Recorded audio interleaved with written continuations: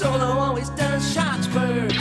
Singing your Hey everybody, and welcome to the first version of a Outer Rim episode that we've had here on the Cantina Club in quite some time. I'm almost going to say it's been about 3 years. Maybe I'd have to check that, but it's probably been a good few years since we've done an Outer Rim episode. And what an Outer Rim episode is, it's where we expand beyond Star Wars and we discuss other shows that we're interested in, movies, things like that. We've done Walking Dead. I know Greedo and I did a series on Walking Dead for a while. We've done Game of Thrones, things like that. So this one, for this particular episode, we're going to discuss the recently concluded season 3 of the Star Trek Picard show on Paramount Plus, which I think we're all in agreement that we really enjoyed it. And we're specifically talking season 3 here. I enjoyed all of Picard, but season 3 was in a league of its own. So who would like to kind of start us off here and just kind of what were your impressions comparatively to season 1 and 2? I'll begin because I just thoroughly enjoyed this final season. I enjoyed all of the show, but the first season I really thought was great in the first few episodes, but it got sillier, it seemed to me, as it went along. And I had friends that I knew were watching it when I was, and they were kind of losing interest in it as it became more and more silly. Second season seemed maybe a little bit stronger, but third season, and we are going to talk spoilers here, right? Absolutely. Third season was spectacular because it brought back all the old original cast of Next Generation, and it really, one reviewer I read, I can't remember, it might have been New York Times, said that season proved that the original Next Generation show was more than the sum of its parts. It was really an ensemble show. Yeah. And it seems to me like the character of Captain Picard, I adore Captain Picard. He's always been my favorite Star Trek character, one of my favorite hero characters ever. But it seems like he functions best with that full ensemble. Those actors have worked together for decades. On the original show, you could tell that they just gelled wonderfully their work. They had great friendships. They continued to do projects and maintain their friendships after the original run of the TV series. And they just all fell right into their regular rhythms with the characters and the interactions in the season. And so it just kind of felt like it was a final season of Next Generation finally. And it gave it a better send-off, I think, than the last movies had. Although some of the movies that they were in, I really enjoyed. The last one that they did just wasn't top notch, and it was just wonderful seeing the characters back together again. So, Greedo, what did you think? Haven't had a chance to really talk to you about it. Well, I was stunned because unlike you guys, I had pretty much no use for the first two seasons. I won't just hate on them, but especially the first season, it lost me several times, and then I didn't understand really the premise with Q in the second season was okay, but anyway, the first two did nothing for me. The third was like completely different show, which I know nothing about what happened. I think there's a different showrunner maybe, and and instead of kind of fighting the legacy of Star Trek and the Next Generation, saying, and Patrick Stewart said many times, I didn't want to come back to do the same thing. I'll only come back if it's different, if it's, something I'm 100% on board with. For whatever reason, they convinced him on the first two seasons, but I hardly recognized the character. It was one way to go, but it all felt like it was just flailing around to me. This felt focused from beginning to end. The only criticism I have of it is that it probably could have been shorter. Like there were some filler episodes. But every time they added a new element, every week or every other week, they really made excellent use of their time. And I will say, they had a couple of really good villains in this show, which shows you, as long as you're doing heroic fantasy, which I know these are human characters, they're very human, but they always make the heroic choice. You know, the core is that they represent goodness and they represent heroism and bravery and loyalty and all the best things in Starfleet and everything. So it's still heroic fiction, no matter how much you want to say it isn't. You still need a good, antagonist. You need at least one. You need something in there other than just, well, there's some wave of energy coming off this, exploding star Right. that's going to do something weird and mess with our minds. I mean, that's all very cool for the season, but they finally gave us references to villains of the past and heroes of the past. I spoilers, I will say I like the fact they gave us a happy ending. Mhm. It felt like a throwback to a different time when we were allowed to not inject the Soprano sensibility into every single Mhm. show on cable. It didn't have to be so dark and edgy. It had some dark and edgy moments, and but I thoroughly enjoyed it. If they had just trimmed up some of the filler and the sort of towards the the first 5 episodes or so, um, and just cut those down some, but it showed all different sides of these characters' relationships, slowly brought them in, and there was no rush. Um, they made an incredible decision not to let Data eat the show, Yeah. which Data ate the movies, and became like the main or second main character, and they built like this weird relationship with Picard that wasn't really true to the series. Picard did have a great relationship with Data, but they made him like almost like they were soulmates or something, and they really weren't ever in the show, in my opinion. So they put him back in a place where he could function and not destroy everything, not just absorb everything around him.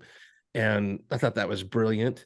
Letting the characters be their age and not try to Mhm. hide it, and showing that they've learned things and that they have different priorities, but they still 100% trust each other. They did let them fight, which is cool because old friends, like us, what's the use of being old friends if you can't fight with each other some? Yeah. Because you wouldn't have made it this far if you didn't survive some fights, right? But they showed all that, which I thought was just incredible. But the core bond between the characters really shone through, and that's fan service, but it's also true because if Yeah. if you had survived everything these people have survived and constantly had to rely, I mean, a lot of times the only thing about Next Generation was that it felt stuck on TV, like the relationships couldn't advance beyond a certain point. And Riker had to stay first officer the whole run. You know what I Yeah. mean? Yeah. Those kind of things. But they did enough flash forwards and playing with time to show you these characters are going to advance at some point. They're not just stuck in a loop.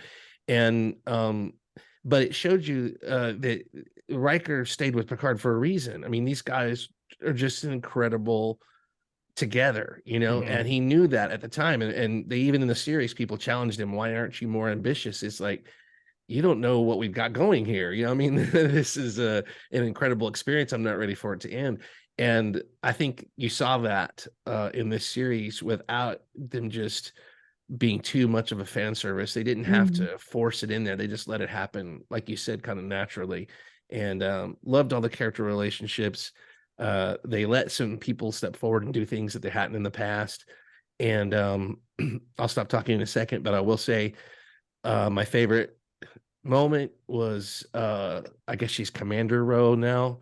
Yeah. I didn't Yeah. I didn't want to spoil it for you guys because I think I saw it before you guys did. So I Yeah. said it really got me with this episode, but Hmm. that episode got me like few have in television recently because I was a huge fan of that character back in Yeah. the day.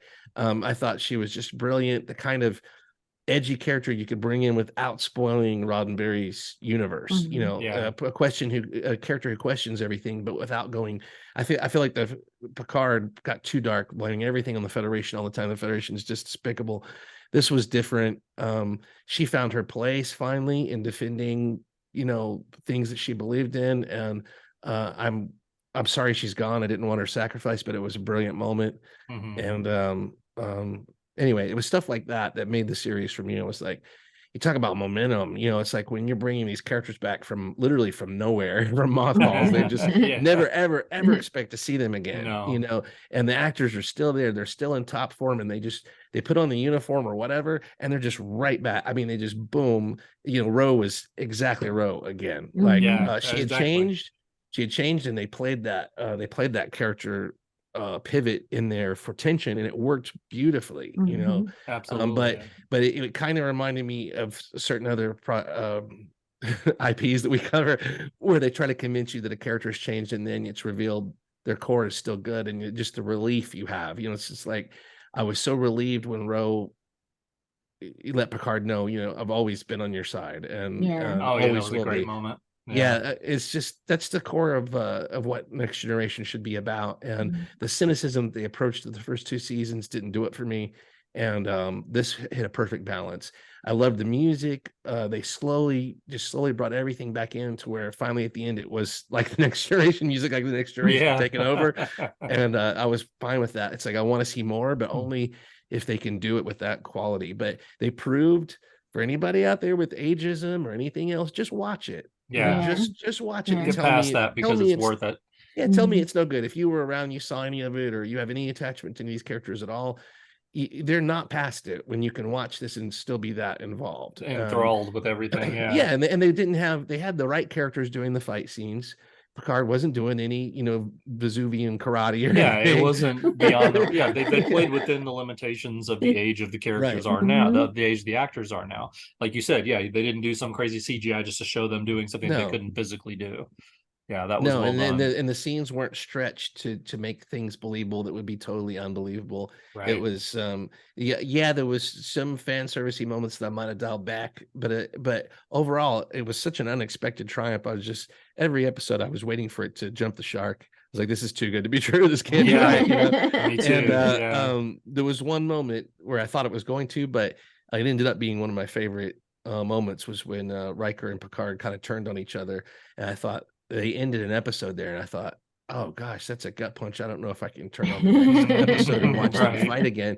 But it turned out that was just a glitch. Like as soon as Riker could yell at Picard, they gotten to that point where they're equals. You Yeah. know, they're really Yeah, equals. they really And Riker were, can yeah. criticize Picard and still walk right back to him and go, all right, what now? You know, what next? Yeah. You know, Yeah. and still look for his advice and still give him advice. And the characters were a little beyond me. You know, it's like they had stepped beyond what I expected of them. But it was perfectly correct, you know. Yeah. And so anyway, it was great. Absolutely. No, I mean, I probably am a little bit more aligned with Gundark at this point, because I did get more enjoyment out of season 1 and 2 than Greedo did. But I agree completely that season 3 was a completely another level, another universe entirely. I was amazed at how they improved the show. I don't know what they did behind the scenes. I don't know if they just got a whole new writer team in, or maybe they all just sat around the boardroom one day and said, this is not working. We've got to do something. But what they did was they gave us a fantastic season 3 finale for this series. And I was actually going to say what you said there, Gundark. I was going to put it in other words, but basically say it's almost kind of like Picard season 3 or Next Generation season 8. Yeah. You know, so you know, because it kind of put a bow on, you know, the Next Generation cast as a whole.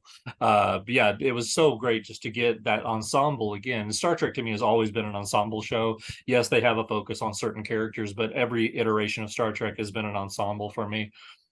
And this is no exception. You know, we get Picard. We've had Picard for 2 seasons, but now we get Data, we get Worf, we get Beverly Crusher, we get, you know, Deanna Troi, you know, Will Riker, you know, Geordie LaForge. I mean, it was just amazing. You know, I just seeing them all together was great. I loved how they brought it to an ending. The way they put I kept wondering, like, how are they going to actually end this? And I was afraid as well. Like Greedo, Yeah. like you said, Greedo, I was really afraid we were going to have that one death that was just going to put a pall over everything and kind of ended on a sour note, but they didn't, and I'm glad of that.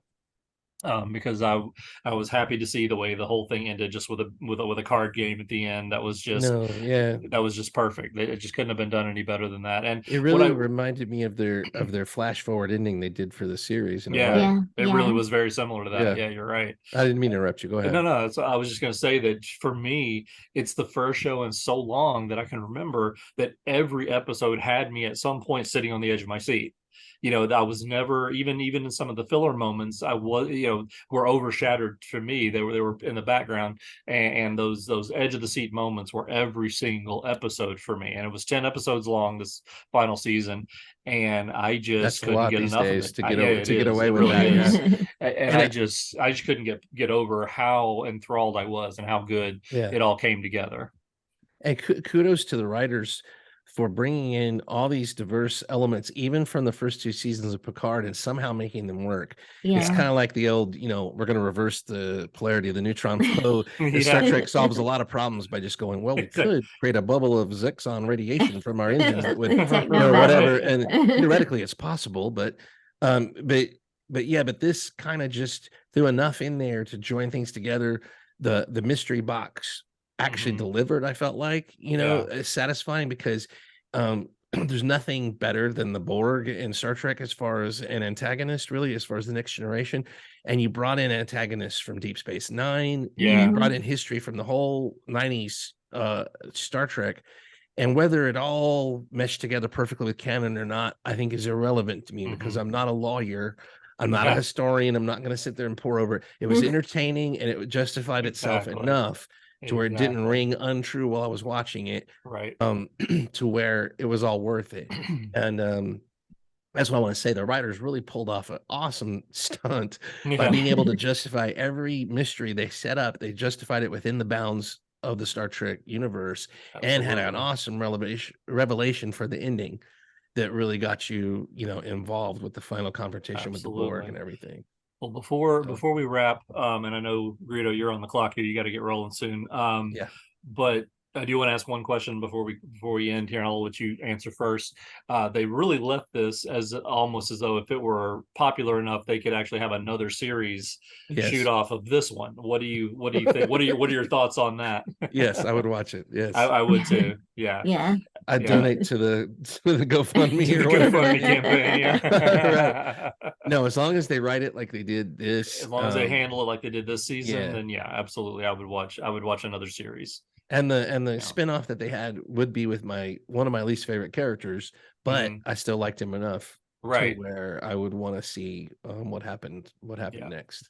And John Absolutely. Delancey is a winner. I mean, he's Yeah. just Yeah. he's a winner 100,000%. He's a fan. He's a great guy. And so Mhm. yeah, why not? If you just gotta write the scripts first, people. Right. Now, Right. so where What you about know you, where you're going. Gundark? Me too. Yeah, absolutely. And I want to make one final comment about that happy ending. I was dreading going into this that they were all going to die. I thought that they were But all that's going to how they make were a going to end it. Yeah, with yes. just bringing 'Cause- bringing all their stories to an end. Yeah, the Mhm. final episode is called The Last Generation. And I Mhm. thought, oh, they're going to die. But to actually, that just subverted my expectations to have them end happily. And yet, even though I don't think it was fan service, because it showed each of them in an evolved state at the end of the series, even though they're returning to that final card game, like the callback to the end of Next Generation, when Captain Picard sits down at the card game, with his colleagues for the first time. Mhm. And now he's finally doing this reunited with them, and they're all changed in the place where they're at in their lives. And that was one of the things about the no ageism involved in making the series. All of them had gone through full lives, and you Right. see it. And they are unapologetic about showing the actor's age and letting them bring the gravitas out of how their characters have developed. And then they still fall right back into those wonderful patterns that they have of friendship with each other. Mhm. So the happy ending, I don't think was falling back on something that's too easy for fan service. I thought it was I thought really it was well perfect. earned. I Yeah. thought it was Yeah, really it was well what balanced. you said, Yeah. well earned. Yeah, it's well earned because as we know, as you get older, the chances to have a card game with your friends Yeah. get fewer and fewer, and there's Mhm. people missing. There's always going to be people missing, Always. Yeah. and more so and more so as you go along. So I just thought it was just people celebrating. Star Trek is can be such a rigid universe and stuff, and just having these people enjoy their company with each other, even if it's their last time. They never know if it's their last time. They've always had lives that go in different directions, get assignments. You're not totally in control of everything, and they've learned how to just enjoy those moments. And through their joy, we get enjoyment. Mhm. It's fan service, but it makes perfect sense and Yeah. rang true, you know.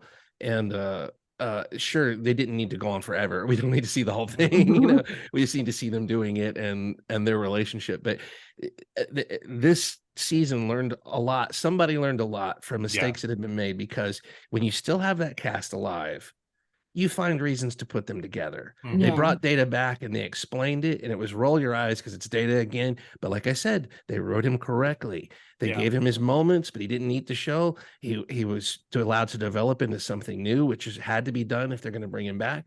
But he's essential. You know, if you're going to do this, he's essential. And they knew that, and they bit the bullet and brought him back. And it shows you. And they also brought in LeVar Burton's, one of his daughters played his daughter on the show. Right. I mean, need we say more? Yeah, How that's the franchise fantastic. should be handled? Yeah, that's so cool. You know, and you get probably nothing. There's probably detractors, but you get a lot of positive buzz from stuff like that. You win people over. You get people interested in seeing what you're doing next, because your ideas fall more in line with what people actually want to see. Right. You know, and I get being subversive and everything, but sometimes you just take the home run. You know what I mean? Yeah. And it still took incredible skill to pull that off. I give the writers kudos. We see it fail over and over again. And I don't know if they could do it if they brought it back for another season, but it's like they wrote a brilliant Next Generation movie and just extended it into several hours where you could sit back and just enjoy it, you know, and it was great. Yeah. And with that, I'm going to sign off. Okay. Greedo out. Rodian out. So yeah, but overall, I mean, what else? I think we've kind of said it all at this point, but I just so loved that season.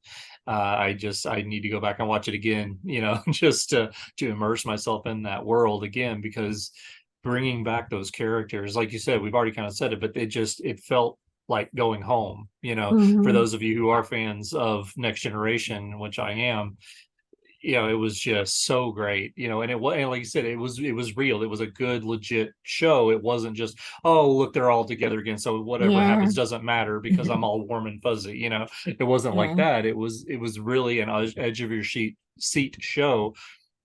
A whole, like I said, all 10 episodes. I was never bored.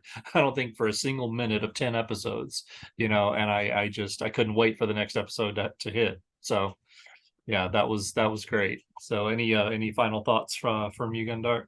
Just that I had great trepidation when I heard that they were going to bring the entire original cast back in the final season, because it's kind of like, you know, do you mess with these established characters? I don't know what they're going to do with them. Do you ruin the memory? Yeah. Yeah, but when you write for them, when you know who they are and the actors know who they are and the actors fully embody them, and you have them in that space together where they are working in tandem so perfectly, it turned out to be a joy. So yeah, it really did. Very grateful they did that.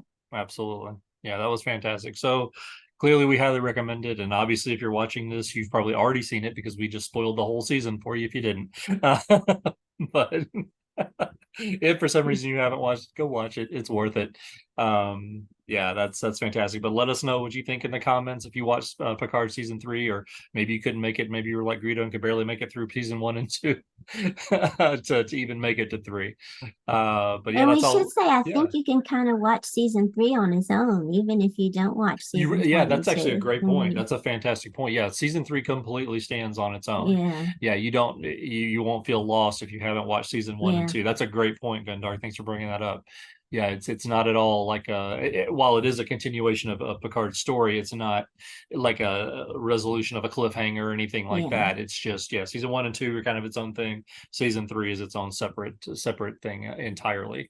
Yeah, so if you like Star Trek Next Generation and you didn't care that much for season 1 or 2 and you dropped out of it, go back to season 3 because you go back to season 3. Yeah, don't even worry about watching season 1 and 2. Just start at season 3 and let us know what you think in the comments, because we'd love to see if you agree with us. Maybe you thought it was awful fan service all the way through, and that's your opinion. That's fine, but let us know what you thought. We'd love to hear what you had to say.